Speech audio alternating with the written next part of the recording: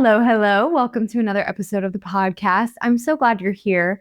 Today I'm not talking about sourdough. I don't want you to hear me say that, but I had an occasion this last week with my sourdough starter, which is a whole relationship if you don't know anything about it. If you do know stuff about it, like if you're a sourdough person, please reach out to me and let's talk because I love talking about it and asking questions about it and picking your brain about it.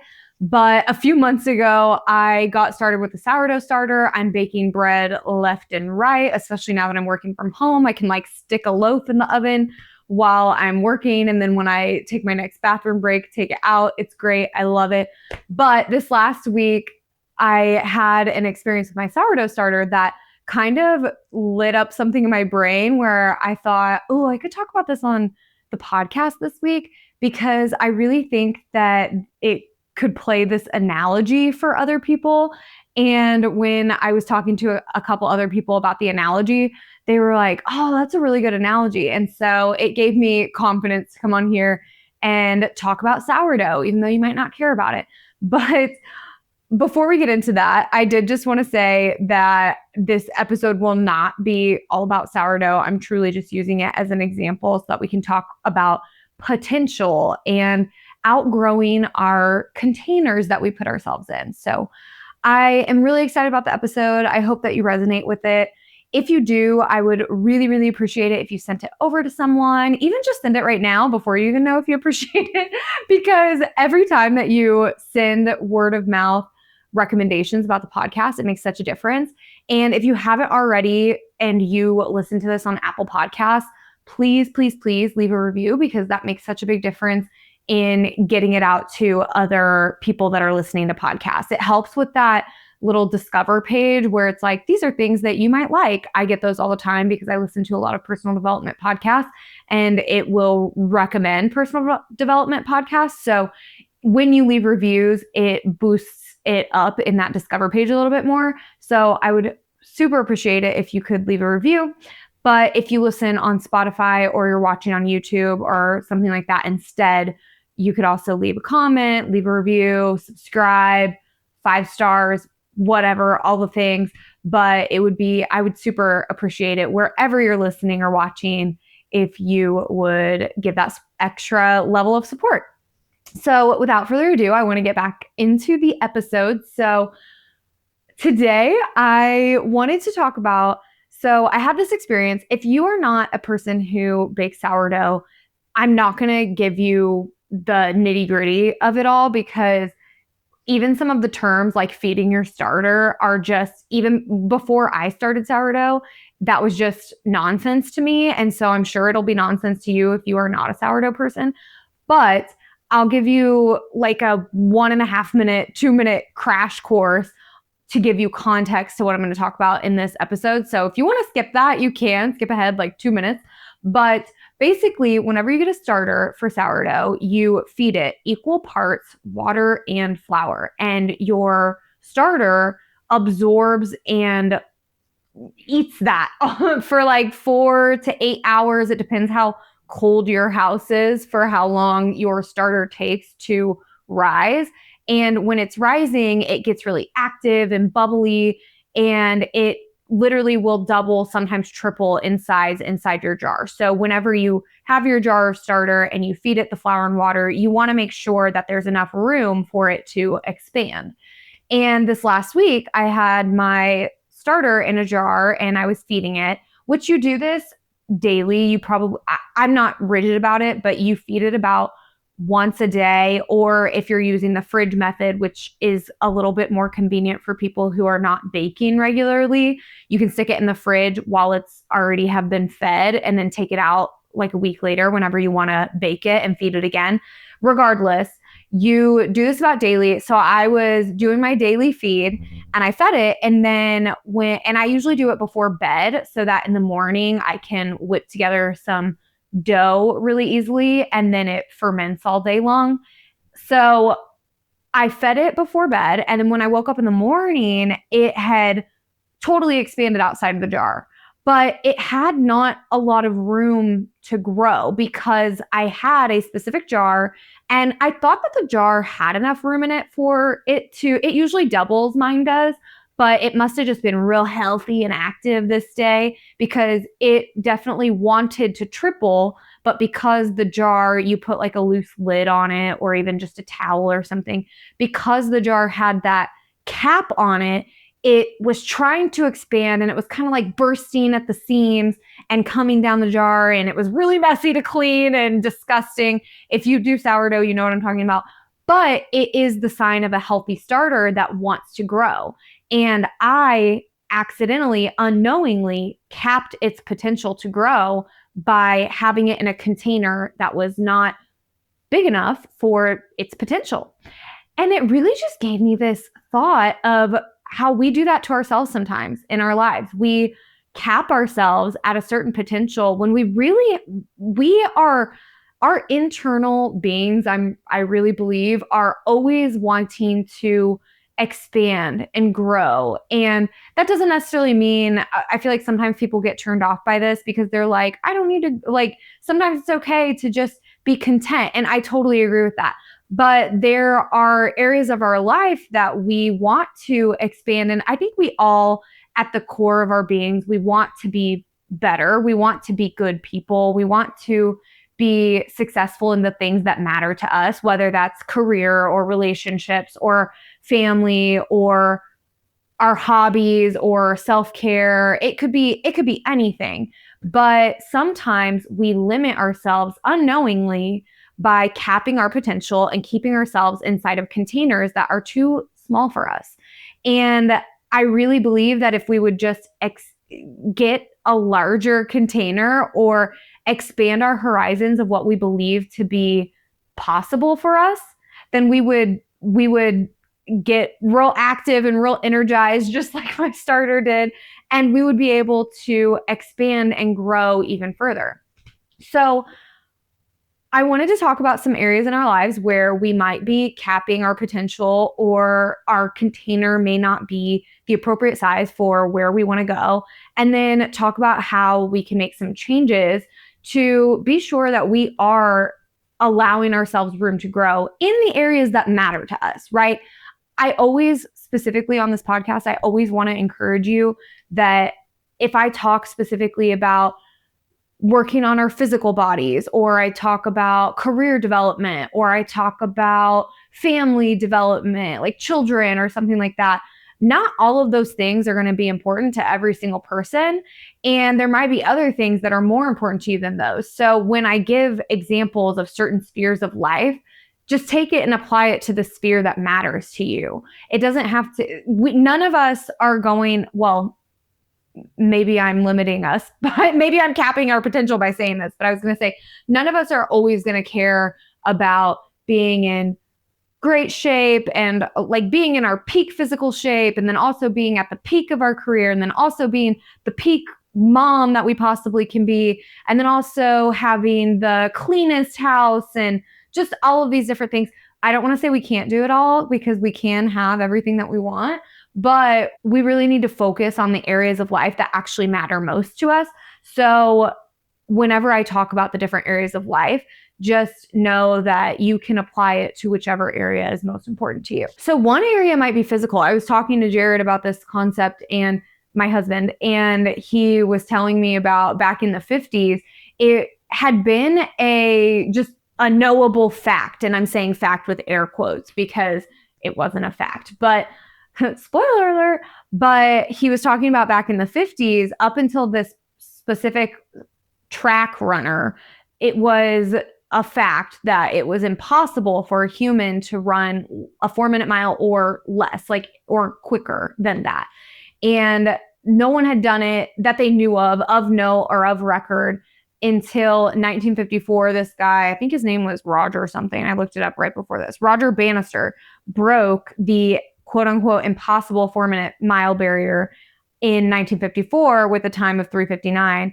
And then 45 days later, the next person did it. And then quickly after that, more people did it. And over time, people have gotten faster and faster and faster. But because us as a species, I guess, humans, said, oh, it's impossible to run a mile in under 4 minutes, so many people had that psychological barrier, and that was something that they unknowingly was keeping them from making that physical change. Now, I can't run a 4-minute mile.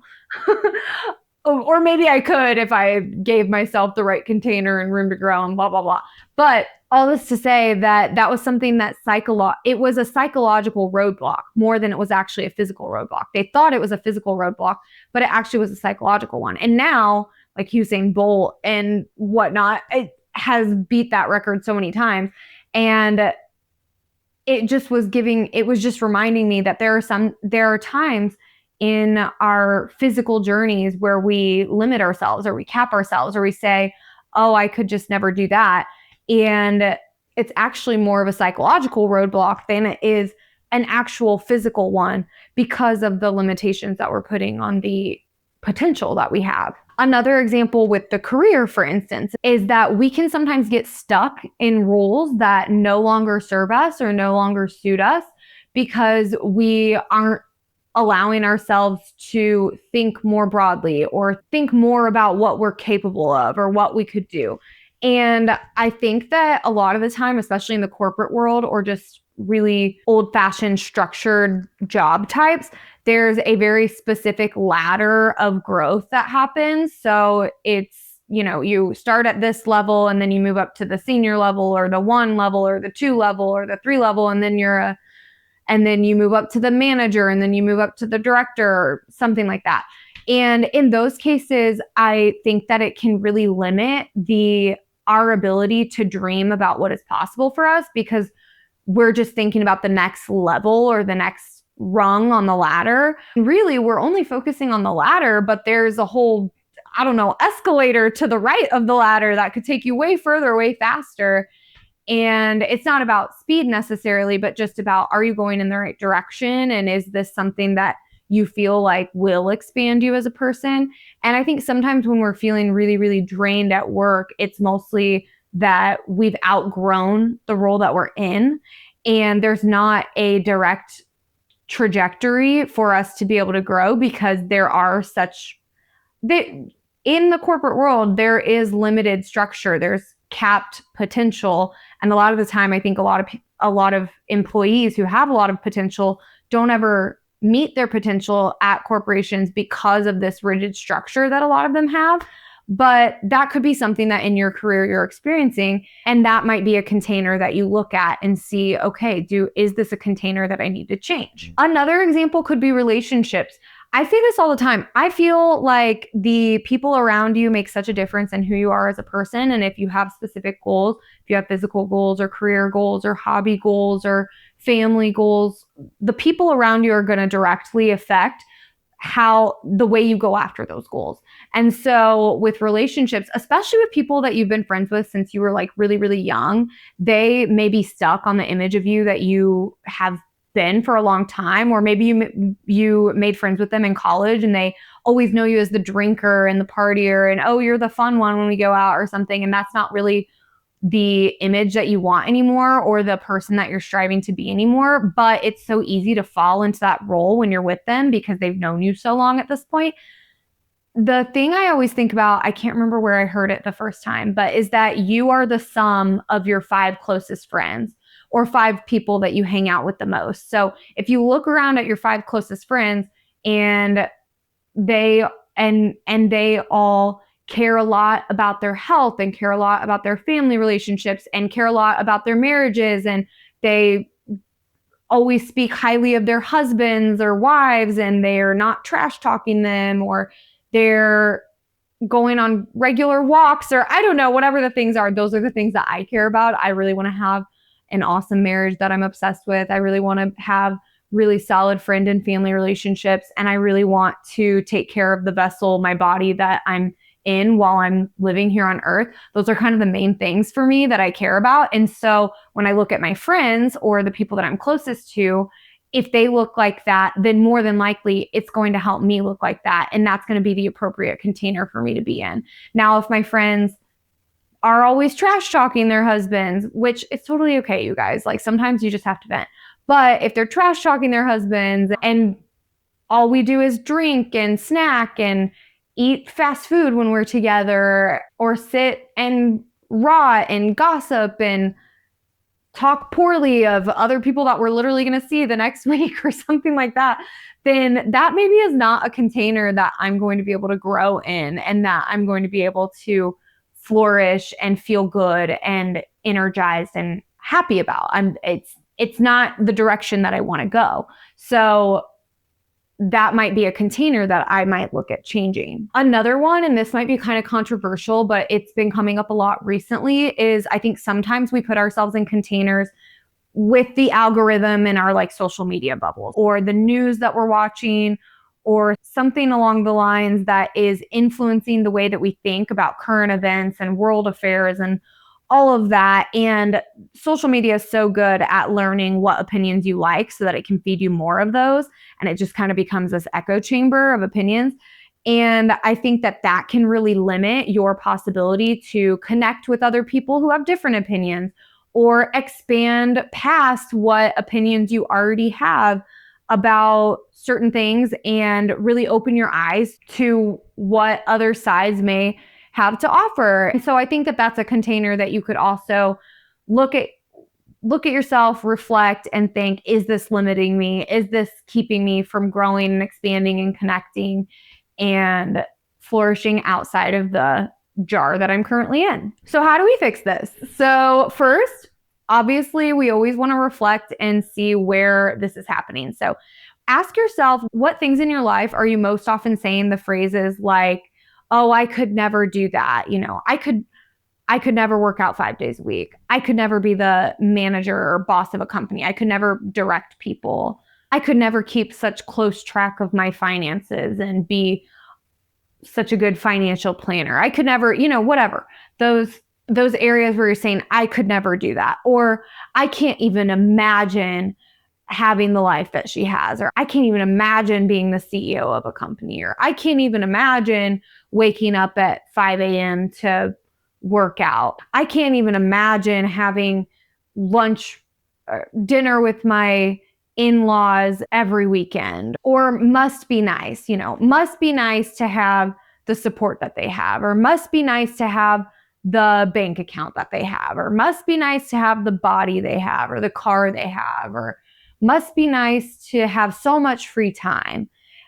These phrases are good indicators of areas of your life that you may be limiting the potential of what you could be doing, because when you're saying that must be nice, but not for me, you're saying, yeah, that is great and that's nice, but I could never do that because I don't have the potential to do that. I don't have the capability to do that. And that should be a flag to yourself that this is an area of life that you are limiting your potential. And so I think that once we recognize that we are limiting ourselves in certain areas of this, it makes it a lot easier to figure out, okay, this is a container that I need to move myself out of. So whether that's in a job or in a relationship or in a hobby even, or a social media outlet or a physical routine that you have, you can point to that thing and say, this is the area of my life that I am limiting myself. And the cool thing about this is that when we limit ourselves, we're the problem.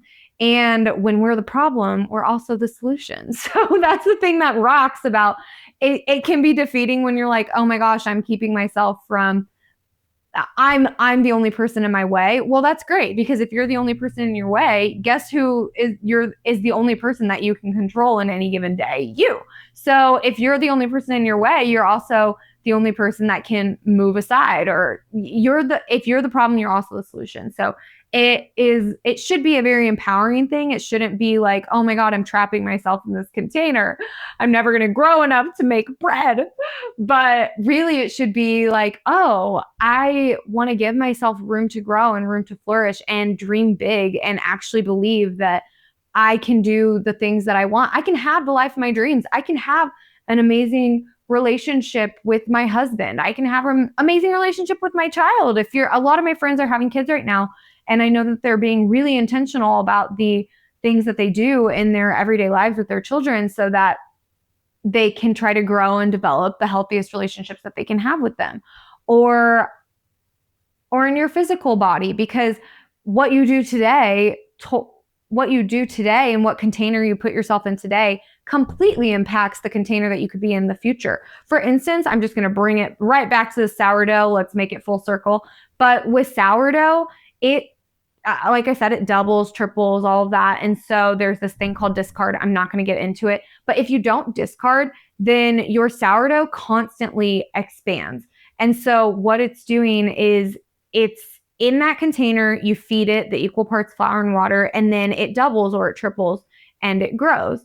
And then it will subside a bit, but then the next time that you feed it, it's going to double and triple again. It's going to be even bigger. And so what you do today to your sourdough starter could potentially make it grow so much in the future. And it's the same way with our lives. Like what we are doing today is planting the seeds, or really, I guess in this analogy, it is feeding the flower in the water so that we have the potential to grow into an even bigger, broader, expansive container in the future, and one that you would never even have dreamed of because you've got this little mason jar sitting on your counter and you think, oh, that's all that I can be and that's all that I can ever grow to fill. And you don't realize that the jar could be as big as your effing kitchen. I don't know. And you could fill the entire kitchen come 5, 10, 15, 20 years from now. So hopefully if you don't do sourdough, this still made sense for you. If you do sourdough, I want to hear from you. And even if you don't and you want a starter, hey girl, I got you. I am happy to bring you a starter and give you all the tips and tricks and whatnot. But regardless, I hope that the analogy hit home whether or not you are a sourdough person, because I do believe that the containers that we put ourselves in can limit us or they can give us room to expand. So I love you. Thank you. Have a great week.